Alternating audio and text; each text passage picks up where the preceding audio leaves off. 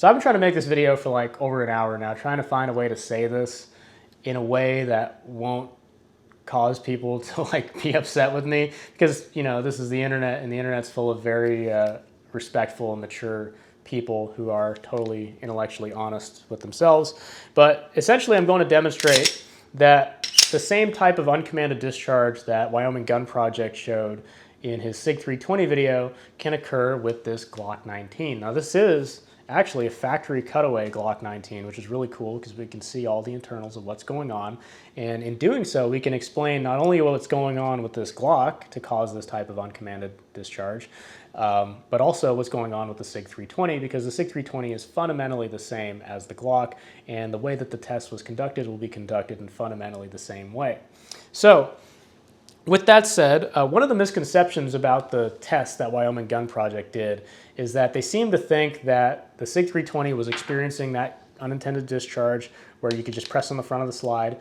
People seem to think that that was occurring with just 1 millimeter or less of movement on the trigger overall, and that's simply not true. If you look in the video, and I believe he even states it, that he's talking about 1 millimeter through the wall. So, well, what does that mean? Well, with a trigger, you typically have a pre-travel portion that doesn't have as much resistance, and then you hit a portion that has more resistance. This is known as the wall.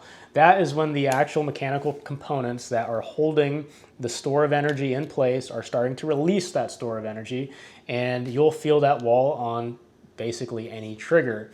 Now, if I take that wall and I go less than 1 millimeter through it, well, I'm starting to disengage my trigger bar from that striker assembly. Now, at that point, if I press on the slide, can I cause the gun to fire? Okay, so here I have a nut and bolt that I have sized appropriately to push through the trigger, all the pre-travel, and it's getting through the wall right now. So it's on the wall, it's partially through the wall, just like the test in Wyoming Gun Project's video. And I'm gonna press on the front of the slide, and you saw the striker go forward. If this were a real gun, it would have just fired, right? That's okay. So that's not a magic trick. That is just a principle of how these guns work, and I'll explain why that is here in a second. Now, I know for a fact some people out there probably already had an emotional response to this video and me showing this. And you know, I know for a fact because I uploaded a short earlier today, and with no context, I just showed myself doing this with a Glock 19 Gen 2 that has seen a lot of rounds, has a pretty wallered out slide. And I'm already getting comments like, you know, people calling me the hard R, S word, and saying I'm a SIG shill. You know, people have died over this gun. How dare you, right? But I'm not defending SIG. This video is not a defense of SIG. It's not an indictment of Glock. It's not me trying to start drama with Wyoming Gun Project. I actually really like his channel. I watch a lot of his videos. He's a fellow 1911 enjoyer like me. So this is none of those things. This is just me being intellectually honest with myself, because when I first watched that Wyoming Gun Project video, I had an emotional response to it. I said, oh, that's the SIG 320. It's being a POS. Look at that. It's going off on its own. That's what they do, right? And I didn't think much about it. I was being intellectually lazy about it. It wasn't until I watched Ivan's video today, if you know Ivan from Fudbusters, who's also pretty involved in the 3D printed community. He made a video showing that you can do the same thing with the Glock. And it was after, you know, during watching that video, I realized, oh yeah, I guess you really, theoretically, you can do this with any striker-fired pistol just due to the nature of how they're designed.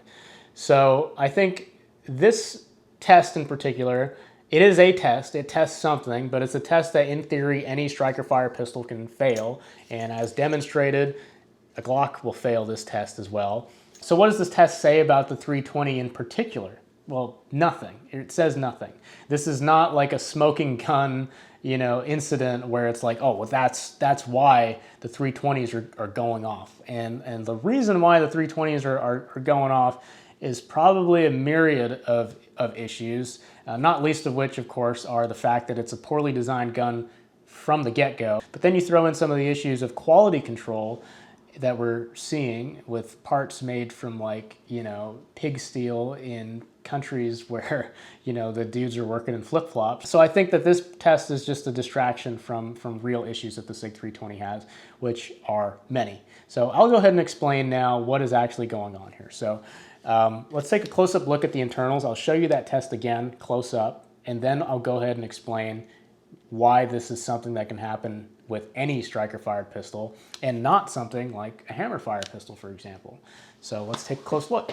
Okay, so here we have a Glock 19 factory cutaway, and you can see the trigger has pre-travel, which is this period of little resistance, and then you hit the wall.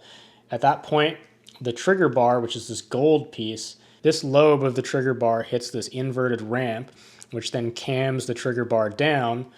And in doing so, it slips the trigger bar off the sear striker assembly. I'm not exactly sure what the verbiage is for it, the nomenclature.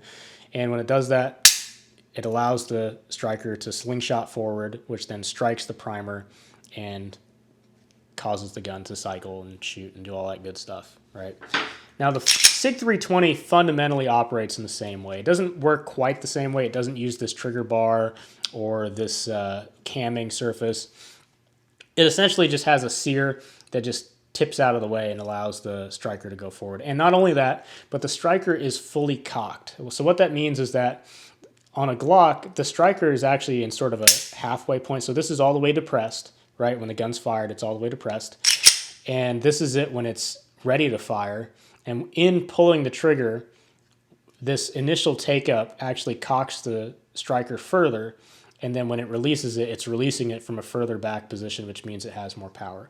With a SIG 320, the striker is always in the rearmost position when it's ready to be fired, when it's cocked. Now, the 320 does have pre-travel. It does have some take-up. It's actually more similar to a 1911 where you have some pre-travel, but it doesn't actually do anything. All you're doing is fighting the resistance of the trigger return spring, which on its own isn't very resistive. It's not the same as cocking like a striker spring, for example. So there is pre-travel on a SIG 320. It's just not cocking the striker the way it is on the Glock, okay? So in the Wyoming Gun Project video, a big misconception that people are having is that they think he meant that with a millimeter of travel on the trigger in general. So like if this is the SIG 320's pre-travel, people are thinking that they mean, 1 millimeter of travel like that. The Wyoming Gun Project video showed that the trigger was past the pre-travel, it was on the wall, and with less than a millimeter of travel through the wall, you could cause the gun to fire by jostling the slide, okay? Frankly, that doesn't surprise me. If you look at a Glock, that trigger bar is only about a millimeter thick. Because that trigger bar is only about a millimeter thick, that means your sear engagement, which is the overlap between the striker and the trigger bar, is only about a millimeter. So if you're less than a millimeter through the wall and you jostle the slide to get it to fire, I mean, it's kind of a no-brainer, right? I mean, that is your sear engagement is like 1 millimeter. It's probably even less on the SIG 320, I believe. So, and it looked like his SIG 320 had a lot more looseness between the slide and frame. But here, I'll go ahead and demonstrate the exact test that essentially was going on in the Wyoming Gun Project video. So I have my nut and bolt in here, and you can see that it is pushing through the wall right now. And if I can get it to stay still. So now I can press on the front of the slide and it causes the gun to fire. That's it. That's all that's happening.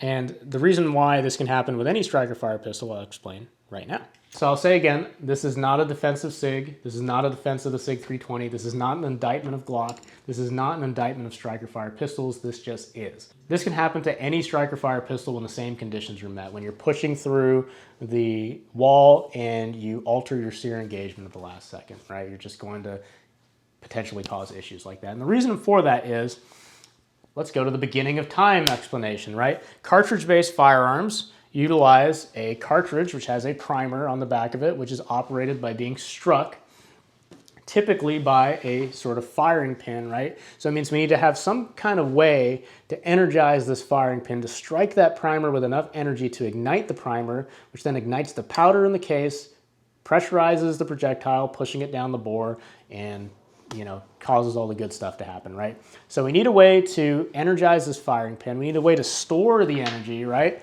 And then we need a way to release that energy when we want it, right? This is a simple, basic trigger mechanism going back, to prehistory, right? A slingshot is a very primitive example of a trigger mechanism. You have your store of energy and you have a way of releasing that energy when you want to, right?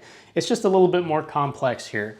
So in a striker fire pistol, your store of energy is the striker here. You see this big spring right here. This slingshots back and forth essentially, and you have your mechanism to release it located entirely in the frame, right? So we have the store of energy in the slide and we have the mechanism to release that store of energy in the frame. So the overlap between those two surfaces are typically referred to as sear engagement, right? So sear engagement is what determines how much you have to move those two parts past each other to get them to slip past each other and allow that firing pin to go forward and strike your primer.